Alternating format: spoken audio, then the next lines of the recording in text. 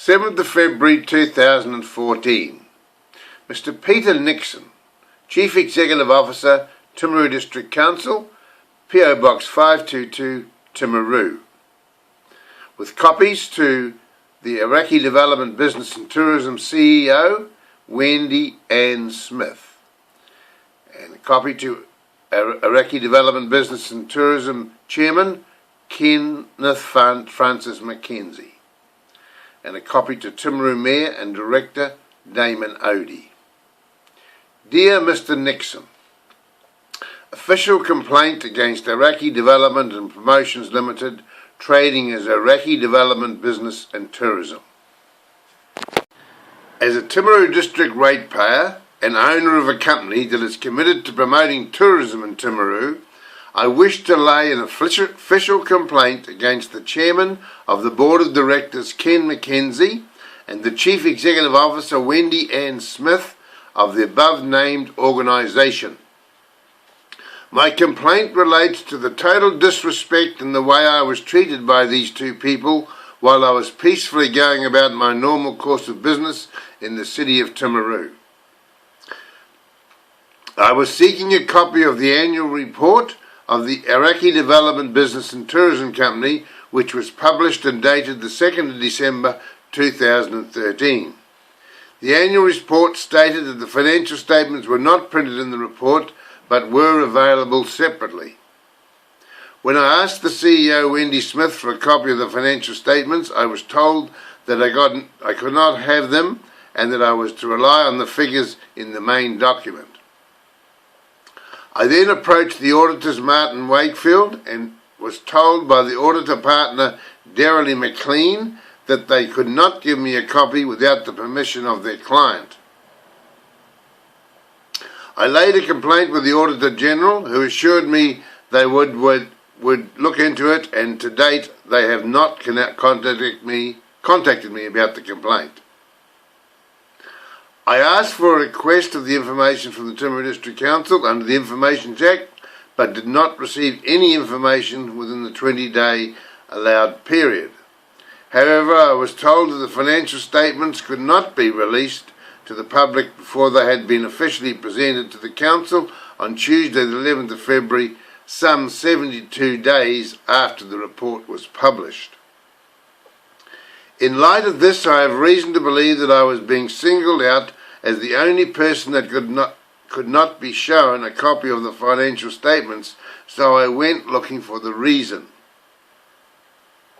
I found the answer for the cover-up in the report. It would appear that the CEO of the company had received an increase in salary for the year of approximately $10,000, bringing her income up to some $200,000 for the year. Some would consider this income to be far in excess of what a CEO of a taxpayer-funded organisation would be worth, considering the figure is approximately twice that of the Timaru District Council Mayor's annual salary, who has twice as much work and responsibility.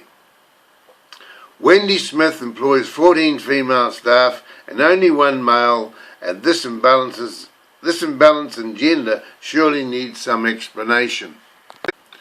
Trespass notice. Confirmation of my belief that I was being discriminated against became evident when the CEO, Wendy Smith, served me with a trespass notice while I was visiting her on business in a building occupied by a local government department.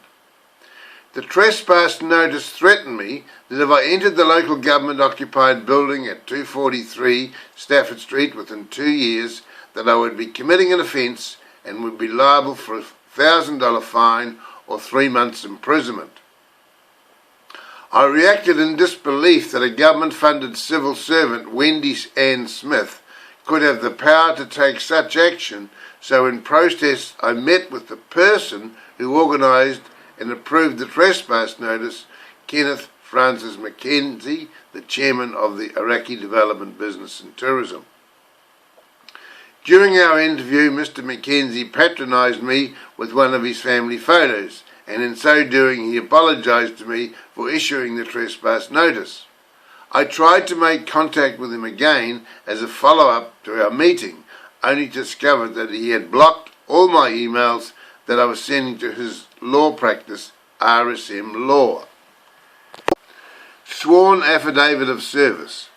After the service of the trespass notice, I sought confirmation from the Timaru police that a copy of the document had been filed with the Timaru police along with a sworn affidavit of service.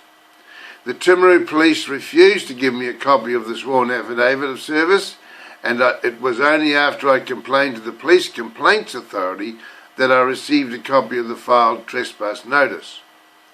It turns out that there was no affidavit of service filed, but presumably an unknown Timaru police staff member had written the following words on the document: handed to Ron 15/1/14 at approximately 2:10 p.m. by Wendy Ann Smith, and a copy is attached. This is the copy, and this is the supposedly affidavit of service, evidence of affidavit of service.